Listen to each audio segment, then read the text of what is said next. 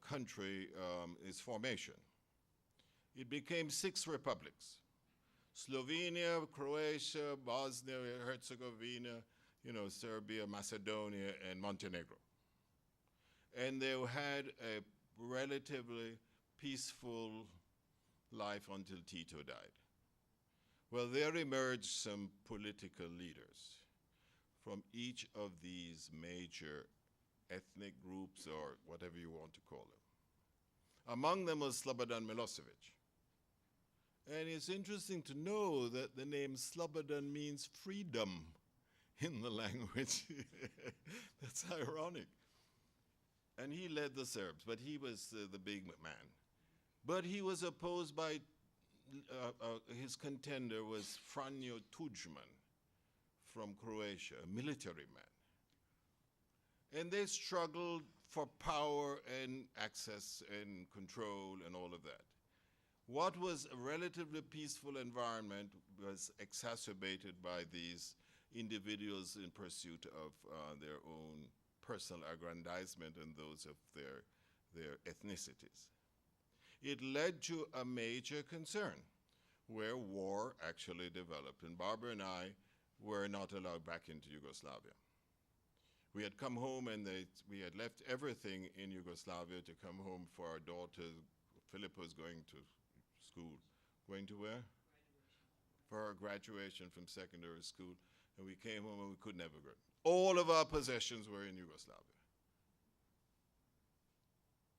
And we were stuck in Washington because the war broke out, and they reduced the size of the embassy to a skeletal staff just to maintain a relationship. And we were flown out of there into Brazil for a second time. Those situations have multiple implications for family life, for your own well-being, and for the conduct of your business for the United States. It is, I was in shorts when I arrived in Sao Paulo, Brazil, and had to go shopping to go to work. And so was Barbara. My car didn't arrive for 7 months. Luckily, the consulate was close to where we resided in Sao Paulo, a city that's bigger than New York. And we had to get to work. And I arrived in Sao Paulo on a Friday, and on Sunday they had the largest demonstration perhaps ever in Brazil to impeach the president of Brazil, Collor.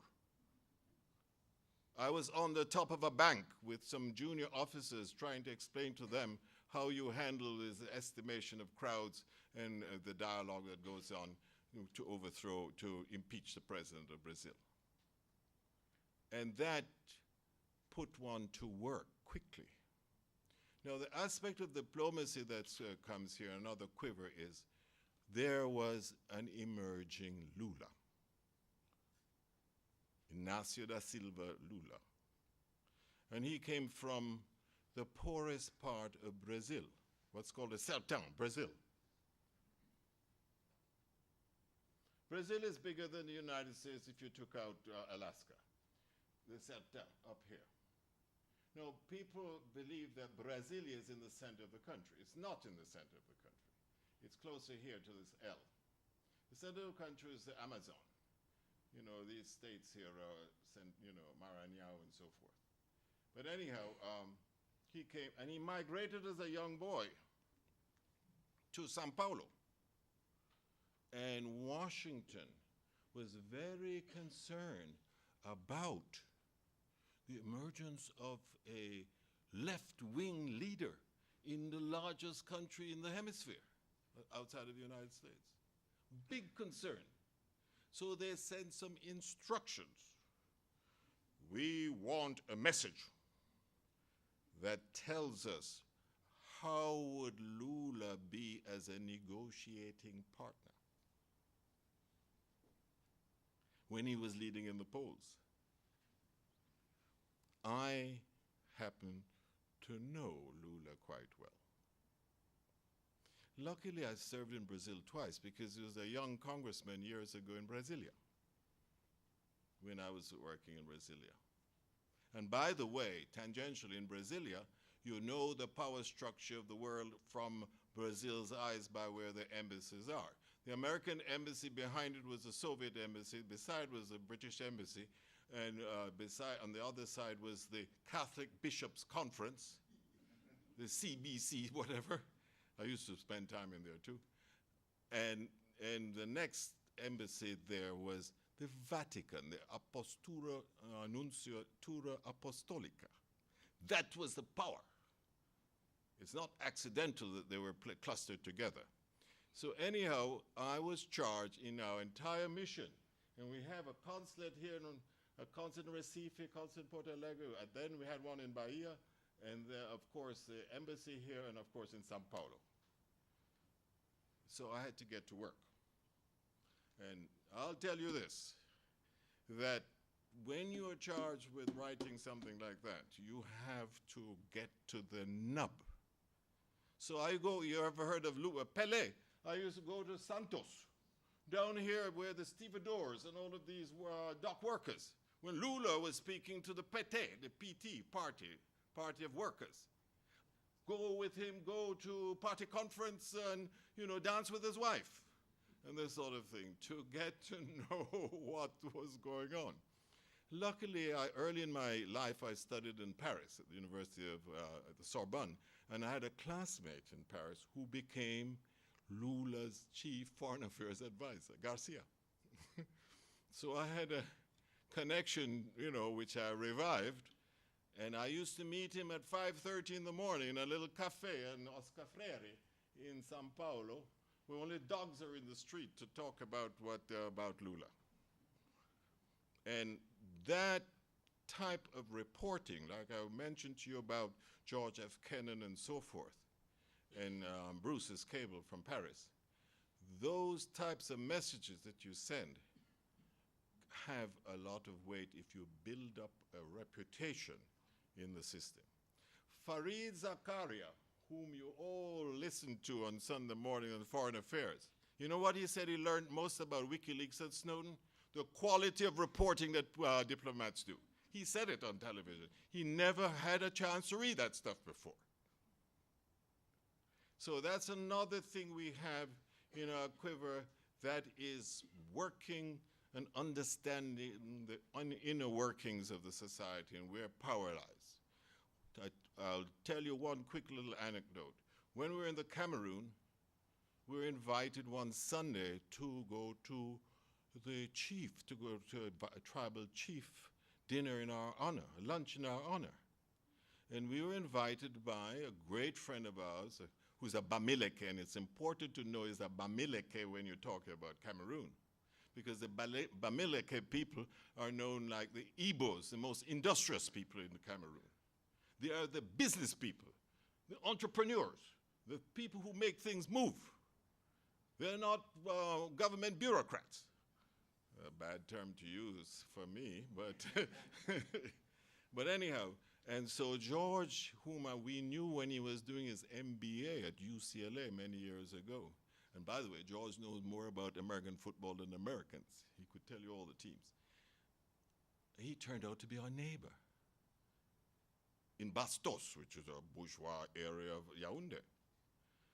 And he invited us to go to his tribal origins, the village. Well, we are driving outside of Yaoundé with George. All of a sudden, the road stops. The asphalt ends, and you're on a dirt road. It's like you drive to Rockfort, and as soon as you pass Rockfort, it's finished, like you're going to Bull Bay or Yalis or someplace. So we go, and we see little boys climbing trees. And we say, George, what are those little boys doing? He said, they're tapping wine from the palm trees for you when you get to the village. Then we hear some drums. This is before, what do you call this thing they have now, the internet, right? Where all meetings, the people knocked at your window to get a meeting with you, right? This is in Yaoundé. Yaoundé, where Yannick Noah comes from, who was discovered by Arthur Ashe. But anyhow, so these people are beating drums that we're arriving.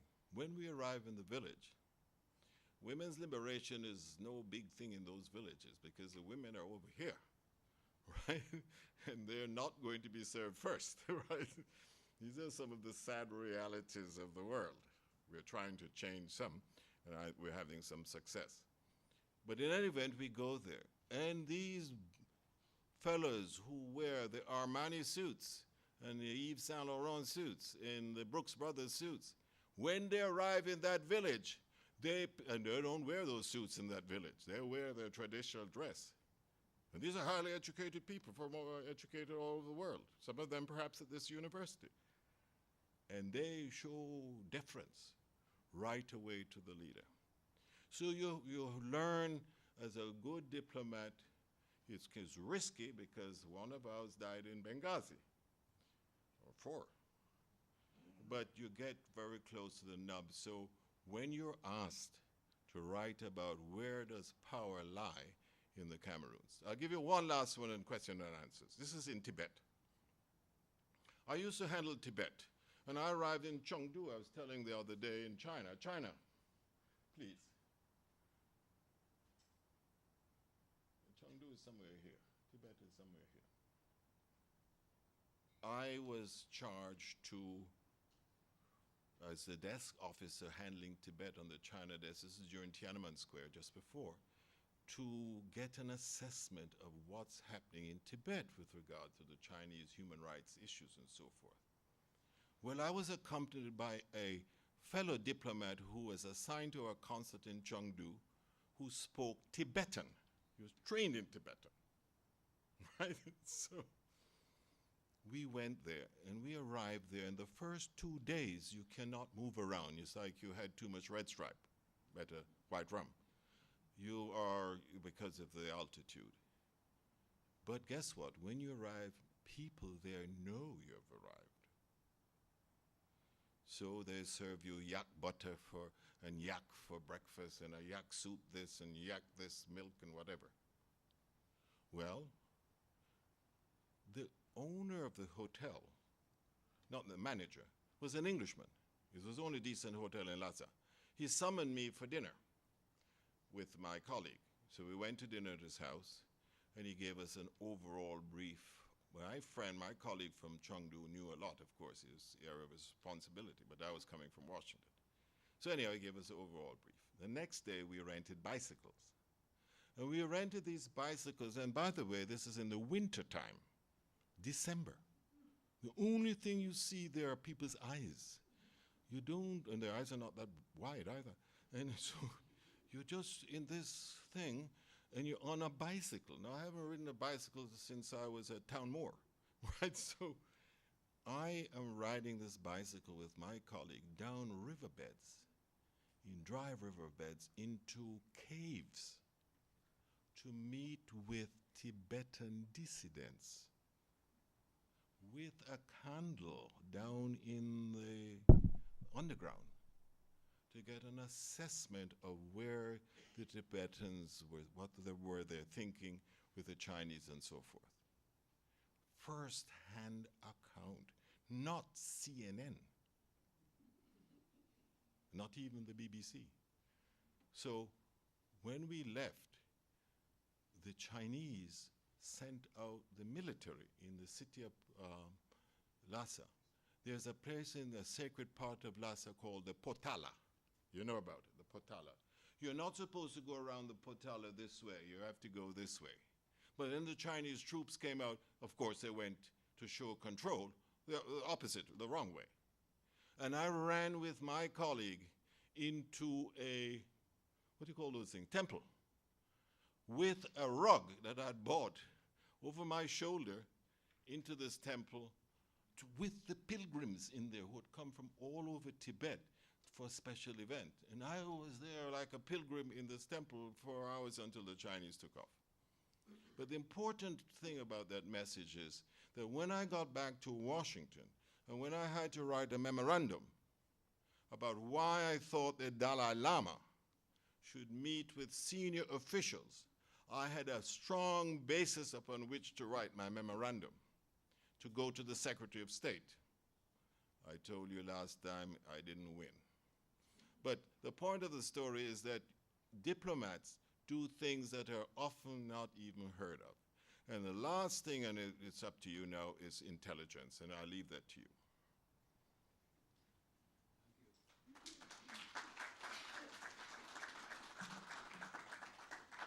Thank you very much, Earl and Barbara. And the floor is open for questions. And we really hope that you will spend some time. What we didn't do last time was maybe take a couple or three or so, and then you note them, and then either yourself or Barbara can respond depending on who feels most appropriate. I was remiss in not properly recognizing Ambassador Marcia Gilbert Roberts. I saw Terry-Ann saying, "I'm here," and I'm saying, why is Terry-Ann, her daughter, telling me that she's an ambassador? Because her mother was hidden behind this gentleman. And so, Ambassador, I want to welcome you. And I think Anthony Hill, Ambassador Hill, came in after I made that initial welcome. So welcome as well. We have at least...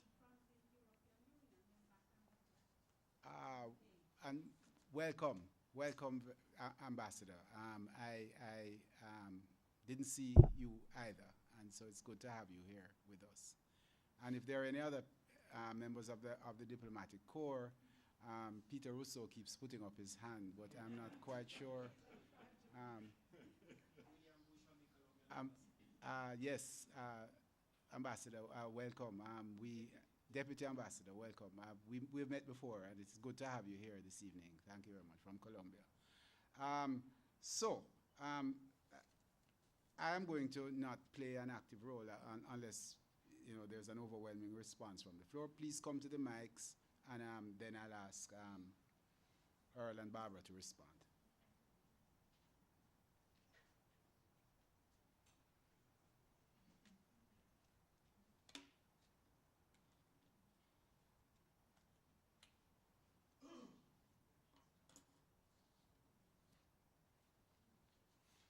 There must be something that we hadn't said that we should have.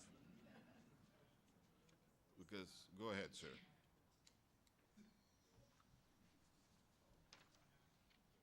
Yes, sir.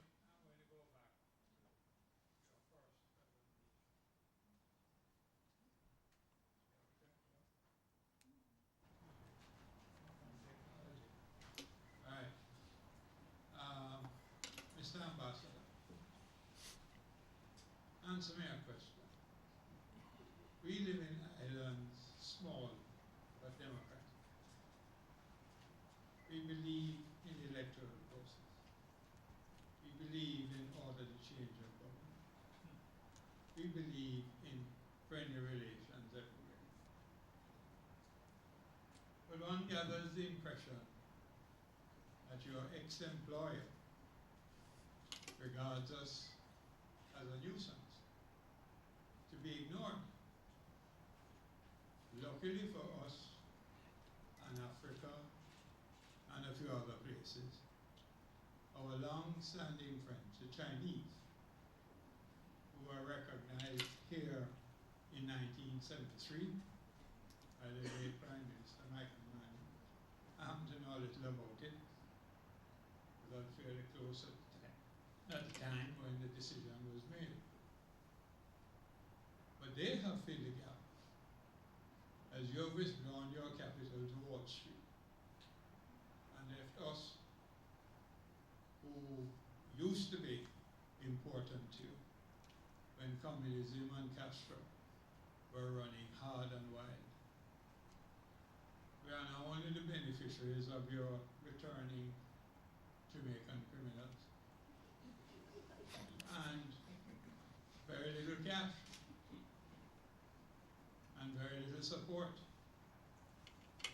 Where you have ignored us, the Chinese are taking your place. And we are befuddled at the geopolitical strategy that your ex-employer is using. Can you tell us where you see that going and ending? Thank you.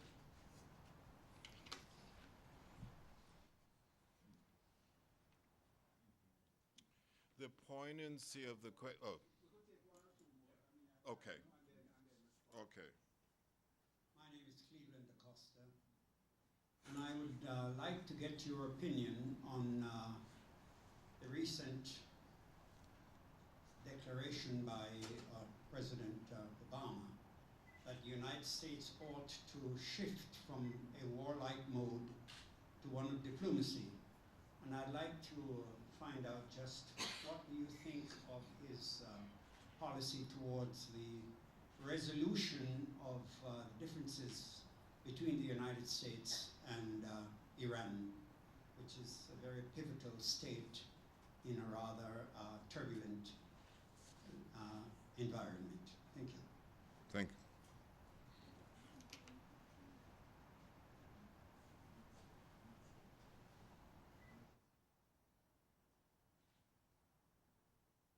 Okay, I'll take the first two. I'll take the gentleman in the back.